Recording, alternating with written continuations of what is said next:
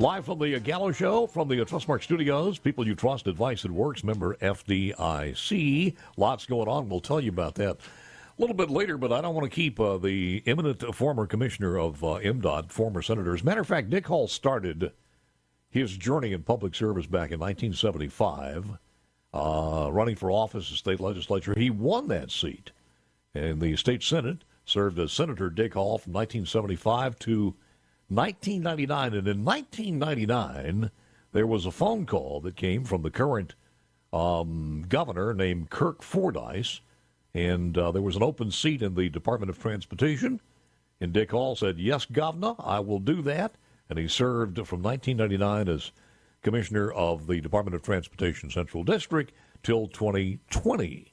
Good morning, sir. How are you? Good morning. One correction to that, Paul. Yeah. First 12 years I served in the House of Representatives. Then I got old enough to be a senator and went to the senator. So in 75, you actually went to in 75, you went to the House? Yes. Okay. It's been 3 terms there and then 3 terms in the Senate. Well, almost 3 terms till the governor appointed me. There was an age requirement. Young people couldn't be in the Senate back in those days. They had to be older. Right? That's what I tell everybody. How many Republicans were there when you first joined? 3. 3. Can you? 122 members in the House, and there were 3 of us that were Republicans.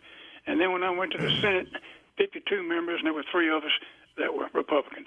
You remember the names? Well, I took Colin Maloney's place when I went into the Senate. You know, the gentleman from Jones County. Good gosh. He was a great guy. And and a fellow from the Delta, and me, and that was the 3 of us. And that was it. And you did actually have your meeting in a phone booth, and it was Vince Scoper. That was his name from law. Vince Scoper. Yeah. I'm sorry. What'd you say, Paul? No, I said you could have had your meetings in a phone booth. You're right. Yeah. You're right. Small phone booth. Look, you and I, we've known each other for a long, long time, and there's been so much water under the bridge from certainly back in the days that of Katrina. Which, I was just thinking about this, on Monday is the 17th anniversary of Katrina back in 2005, and man, what a period that we all had to go through. But I want to talk about Highway 49, because Highway 49, from when you took over in 1995 with the Central District, of course, 49 was always just this nightmare that, and population kept growing, and the problem kept getting bigger and bigger. But speak to that and just kind of take us through where you were at the early beginnings to now, when at least that section of road is going to be a lot better for the people who travel it. Well, first we looked at an alternate route. We said, let's look at replacing Highway 49 with a brand new route, and we looked at that, and then we realized even if we did that, and that would taken forever also, we still want to do something with 49. It was still going to carry enough traffic that we had to do something about that. So we said, okay, we'll go ahead and do 49 first, and then some years later they can build another route. And so we now what folks don't think about, you say, we're going to add 2 lanes. It's an existing 4-lane highway. We're going to make it a 6-lane highway. You should add 1 lane on each side. No, we went in there and tore the thing totally out. We tore out all the existing pavement, the dirt under it, because a lot of it was bad dirt, and rebuilt an entirely new. The only thing we saved were the bridges, and we had to refurbish those. So that's what took so long and cost so much. And it did take a long time, and it did cost a lot. Yeah. Have you ever seen a problem that happened with the dirt underneath, as far as the engineers? Because it was a costly mistake, and it delayed things, and cost went up because of that. Had you ever seen anything like that? Well, yeah, there was part of that we should have called. Let me back up. First thing you have to do when you do something like, you got to go in there and locate the existing utilities. Mm-hmm. Where are the water lines, sewer lines, so forth, we're going to have to deal with. And remember now, when I remember back when 49 was a 2-lane road, and Florence and Richmond were not very big communities, and there were water lines putting over here and sewer lines over there, and some of it never even recorded. We thought it would take a year to locate those existing utilities. years. So we were off on a bad foot to start with this project. So that took us that much longer than we thought it would. And then we did get into some dirt problems that probably some of it should have been caught, but it wasn't. But we had to deal with it once we got into it. So rebuilding all of this we knew it was going to take a long time. Now, we didn't know it was going to take as long as it did. And I got to tell you about a phone call I got one day, if I may tell you that. Absolutely, go ahead. All right. I get a phone call. The secretary comes in and said, "Gentleman wants to talk to you." So I pick up the phone, and he seemed like a nice fellow. He said, "Commissioner, do you have time to answer a question for me?" And I said, "Well, I'll certainly try." He said, "Well, the other night I was watching television, and they had a program on about the sun. And it says it's going to burn out in 100,000 years. And my question is, how y'all going to finish Highway 49 in the dark?" And I think he probably spoke for an awful lot of people when he asked me that question. And it did take a while. And it ended up costing $253 million. Now remember, this is U.S. Highway 49. It is part of the federal system and had to be built to certain standards that didn't exist when the highway was originally built so many years ago. And then we came in there, and like I said, replaced all the pavement, all the dirt, the pavement, the drainage, new traffic signals, updated signing, the whole bit. And you also, I have to mention that the rains for 2018 to 2020, we had unusually heavy rain, just like it is right now. Seemed like it rained almost every day. So whatever seemed like it could go wrong went wrong. But the good news is we ended up with a highway that is a proud part of now of the U.S. Highway 49. And, that people don't realize, well, I guess they do too, people that travel it regularly, there's 51,000 vehicles a day that go through Richmond on the highway. And as you know, a lot of those vehicles are not automobiles. There's great big trucks. Mm-hmm. In fact, it's designed for the trucks, not for the automobile you drive. So, it took a while. But I'm very proud of what we ended up with. Contractor ended up doing a good job. It was W.G. Yates out of Philadelphia, Mississippi. You say, well, it's a small-town contractor. No, they work all over the country. They do construction all over the country. Did a good job. And I've got to commend the legislature for putting up the money that we had to have to do that. So it took a big effort from a lot of people, but we ended up with a really fine result. When you talk about, and I think you and I talked about this one time, when you talk about an alternative to 49, this was back in the day when there was a lot of rumor about the legislature or the Department of Transportation maybe cutting a deal with some British company as far as a toll road, and for some reason the economics kind of fell out of favor and that just went away. Is that true? Let me tell you, that's strange you bring that up. I tell you about another phone call I got one time. I was in my office and it was like a holiday or something. I was the only one in the office. I don't think it was a Saturday. I think it was some holiday. I don't know, whatever it was. I was in there by myself. Phone rang. I pick it up, and it's a guy from, where was he from? I think it was Canada. Anyway, somewhere up north. And he wanted to talk to me about the possibility of building a toll road from Jackson to the Gulf Coast. And would we be interested in discussing that? And I said, well, sure, I'd be glad to hear from you. And, let me know when you want to talk about it. We'll have a meeting and all of that. I never heard from him again. I don't know what happened to it. Yeah. But there's always other discussions that went on about doing that. Yes.